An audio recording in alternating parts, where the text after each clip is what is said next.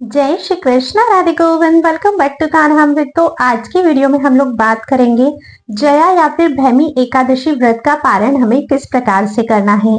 आज जया एकादशी है। आप सभी को सर्वप्रथम जया एकादशी की अनंत और अनंत शुभकामनाएं। आशा करती हूँ कि आप सभी का एकादशी व्रत बहुत अच्छे से चल रहा होगा और भगवान श्री राधा कृष्ण के समीप आप लोग मन से तो जरूर ही होंगे, अगर तन से ना भी रह सके तो, और हरे कृष्ण महामंत्र का जब भी जरूर ही कर रहे होंगे। देखिए, एक चीज हम लोग यहाँ पर पहले समझ लेते हैं कि पारण क्या होता है और इसका क्या महत्व है, क्योंकि कैसे करना है इसको जानने से पहले क्यों करना है ये जानना अति आवश्यक होता है। जब भी हम कोई व्रत करते हैं तो हम उस व्रत को नेक्स्ट डे खोलते हैं। पारण का सिंपल अर्थ यही होता है कि हमें अपने व्रत को है खोलना। देखो, एकादशी के व्रत में ना पारण का बहुत बहुत अधिक महत्व होता है।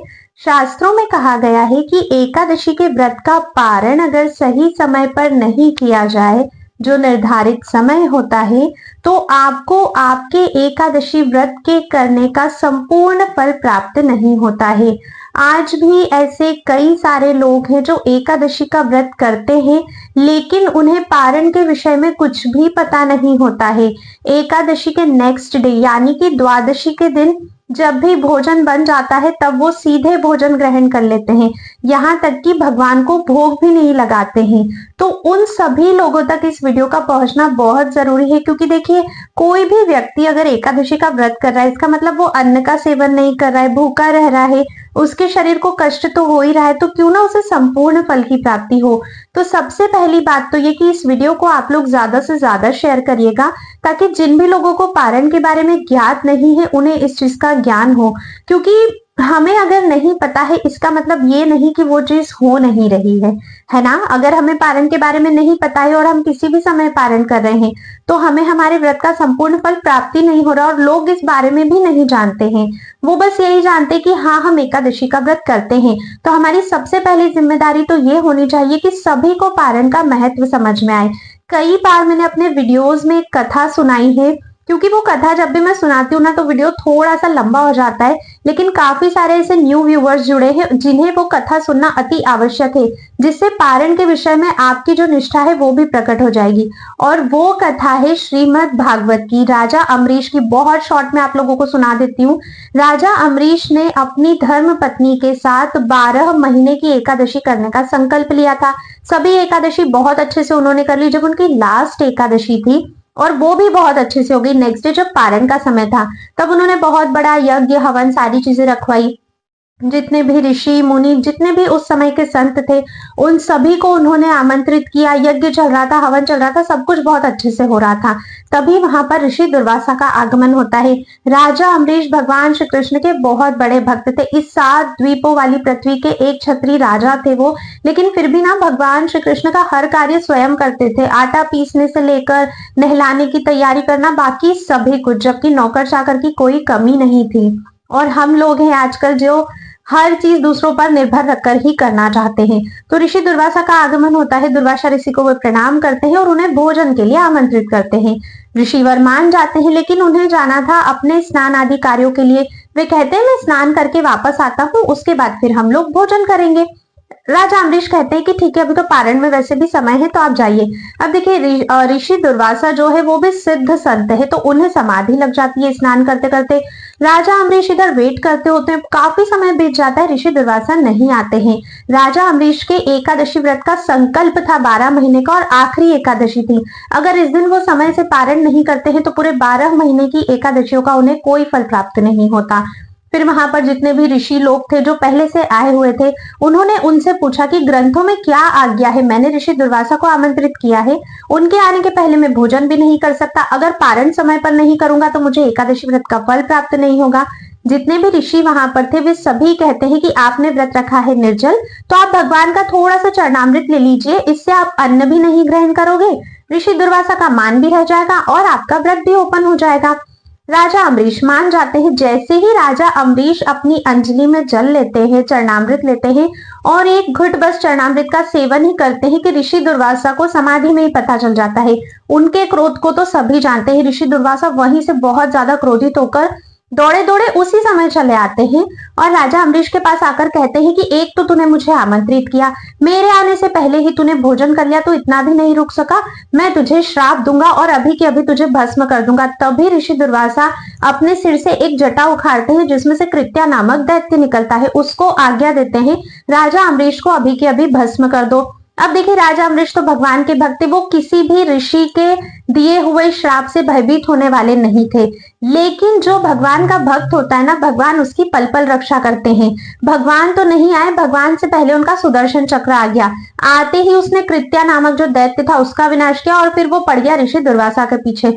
ऋषि दुर्वासा चारों तरफ धरती आकाश पाताल लेकर कर रहे, कोई सुदर्शन से उन्हें नहीं बचा रहा है। ब्रह्मा जी के पास जाते हैं वे मना कर देते हैं, भोलेनाथ के पास जाते हैं वे भी मना कर देते हैं, पर भोलेनाथ क्योंकि बहुत भोले हैं तो एक सुझाव देते हैं कि भगवान नारायण का है ये, आप उन्हीं के पास जाइए, सुदर्शन को वही रोक सकते हैं। ऋषि दुर्वासा भागे भागे भगवान नारायण के पास जाते, नारायण भगवान अपने दोनों हाथ ऊंचे कर देते कि राजा अम्बरीश मेरा बहुत बड़ा भक्त है, उसका पूरा जीवन मुझे समर्पित है, उसके प्रति आपका अपराध हुआ है, मैं तो आपकी रक्षा बिल्कुल नहीं करूंगा, जाओ राजा अम्बरीश के पास, हो सकता है वो सुदर्शन से बचा ले।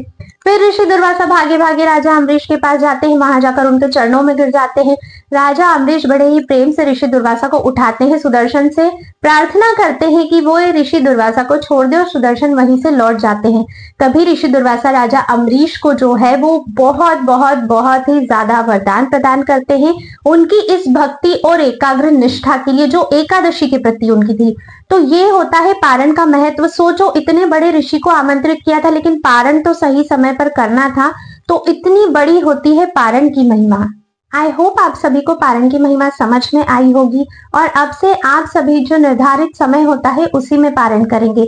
देखिए हर एकादशी का अलग पारण का समय होता है, सभी एकादशियों पर एक सा समय नहीं होता है। आपको इस चैनल पर सभी एकादशी के पारण का समय हर बार मिल जाया करेगा, प्लीज आप उसे चेकआउट करके सही समय पर ही पारण किया कीजिए।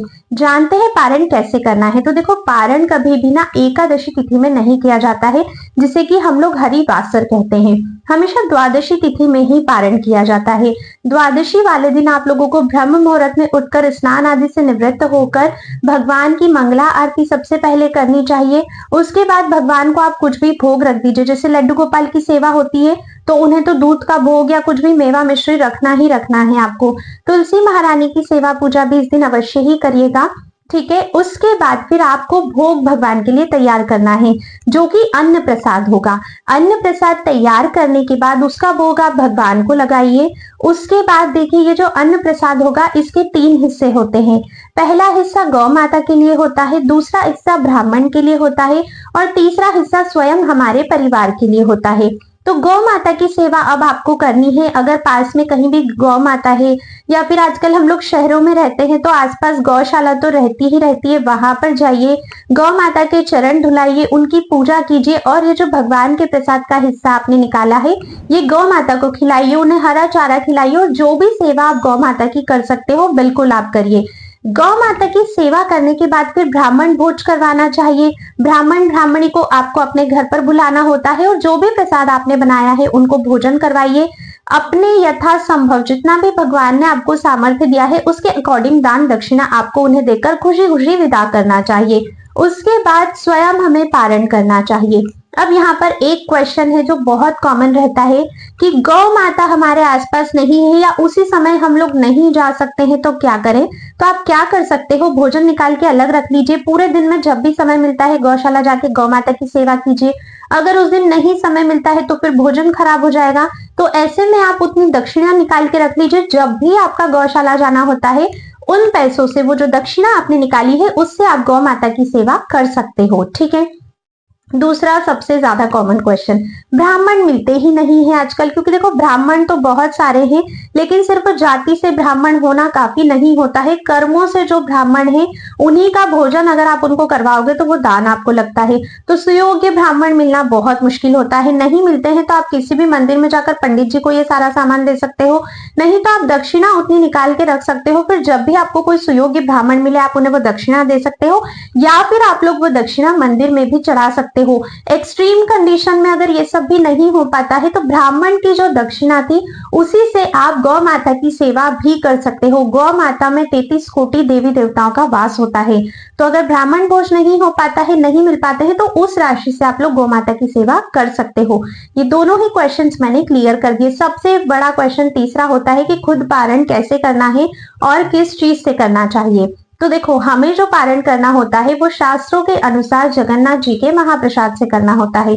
अब जगन्नाथ जी का महाप्रसाद जगन्नाथ जी के निर्माल्य, जिन्हें कि सूखे चावल कहा जाता है, जो जगन्नाथपुरी में मिलते हैं, चावलों को सुखाकर स्टोर कर लिया जाता है और उस महाप्रसाद को ही फिर हमें एकादशी के दिन ग्रहण करके व्रत का पारण करना होता है।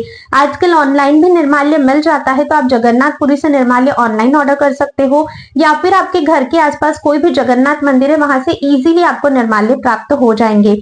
अगर मान लीजिए कि निर्माल्य मिल ही नहीं रहे हैं, फिर आप क्या करोगे, तो भोजन का जो तीसरा हिस्सा हमने भगवान के भोग में से रखा था, उसी को सारे भोजन में मिलाकर सभी परिवारजनों को उसी भोजन से पारण करना चाहिए।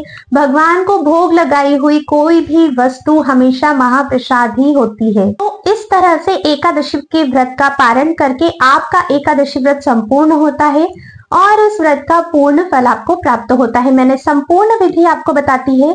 अब मैं आपको बताती हूँ कि जया या फिर भैमी एकादशी व्रत का पारण हमें करना कब है। तो देखिए, व्रत का पारण कल किया जाएगा, यानी कि 9 फरवरी 2025 को। पारण का जो समय रहेगा वो रहेगा सुबह 7:05 से लेकर 10 बजे तक। एक और चीज मैं क्लियर कर देती हूँ, मैं इस चैनल पर जितने भी पारण के समय आपको हर एकादशी के बताती हूँ, वो सभी ब्रिज वृंदावन के अकॉर्डिंग होते हैं। राधा कृष्ण की सेवा हमेशा ब्रिज भाव से की जाती है, ब्रिज परिकरों के आनुगत्य में उनके पीछे चलकर की जाती है। तो आप इस दुनिया के किसी भी कोने में रहते हो, आप ब्रिज वृंदावन का जो पारण का समय है उसी समय के अकॉर्डिंग पारण करिएगा। किसी प्रकार की कोई दुविधा नहीं है, क्योंकि काफी सारे लोग बोलते हैं कि हमारे यहाँ पर पारण का समय कुछ और है, या फिर और भी बहुत सारे चैनल से जो पारण का समय कुछ और बताते हैं। तो देखिए, वो लोग जो समय बताते हैं वो प्लेस के हिसाब से बताते हैं कि जिस भी जगह पर आप रहते हो, क्योंकि एकादशी का पारण हमेशा सूर्योदय के बाद किया जाता है। तो आपके यहाँ पर जब भी सूर्योदय होता है उसके बाद ही आप पारण करोगे। हर जगह के सूर्योदय का समय अलग अलग होता है, इसीलिए ज्यादा कंफ्यूज ना होते हुए जिनकी हम उपासना कर रहे हैं, है ना, उनका जो धाम है, उनके जो परिकर है, जो संत जन है, उनके अनुगत्य में अगर हम चलेंगे ना, तो राधा कृष्ण की प्राप्ति हमें बहुत जल्दी हो जाएगी। तो बिना किसी डाउट के आप लोग इस समय पे पारण कर सकते हो, चाहे मैं बोल रही हूँ आप वर्ल्ड के किसी भी कोने में क्यों ना हो। ठीक है, किसी प्रकार की कोई दिक्कत नहीं है अगर हम ब्रज भाव के समय पर पारण करते हैं। तो ये जो 7:05 से लेकर 10 बजे का समय है पारण का, ये ब्रज के अकॉर्डिंग है। अगर आपको फिर भी थोड़ा लगता है तो आप अपने यहाँ का सूर्योदय का समय देख सकते हो। जैसे मान लीजिए ब्रज में सूर्योदय 7:05 पे हो रहा है, तो 7:05 से समय है। आपके यहाँ पर अगर 7:30 बजे हो रहा है तो फिर आप 7:30 बजे के बाद पारण कर सकते हो, अगर आपके मन में डाउट है तो। वैसे डाउट की कोई गुंजाइश होनी नहीं चाहिए, क्योंकि कहते हैं ना कि जिन आराध्य की आप सेवा करते हो उन्हें जो चीज प्रिय है उसी चीज के पीछे अगर आप चलोगे तो आप भी उन्हें प्रिय लगने लगोगे। तो डाउट की कोई बात नहीं है, बिना किसी डाउट के आप इस टाइम पे कभी भी पारण कर सकते हो। और हमेशा मैं ब्रज भाव के हिसाब से ही पारण का समय बताती हूँ, तो इस चीज को भी आप लोग नोट कर लीजिएगा, क्योंकि बाद में बहुत सारे फिर ऐसे क्वेश्चंस आते हैं। तो आज मैंने ये बात भी क्लियर कर दी है। आई होप पारण से रिलेटेड सभी क्वेश्चंस आपके आज इस वीडियो में आपको आंसर मिल चुका होगा। कोई भी क्वेश्चन बाकी रह जाता है प्लीज आप लोग मुझे कमेंट जरूर करिएगा। अब मैं आप सभी से नेक्स्ट वीडियो में मिलूंगी, लेकिन उससे पहले अगर आपको ये वीडियो थोड़ा भी पसंद आया है तो लाइक जरूर करिएगा और कमेंट में राधे राधे लिखिएगा, जिससे मुझे समझ में आएगा कि वीडियो में दी गई इन्फॉर्मेशन आपके लिए हेल्पफुल है और आपको मेरी जो भी वीडियोस रहती है वो पसंद आती है, ताकि मैं और अच्छे से आप लोगों के लिए आगे वर्क कर सकूं। अब हम मिलेंगे नेक्स्ट वीडियो में, तब तक के लिए राधे राधे।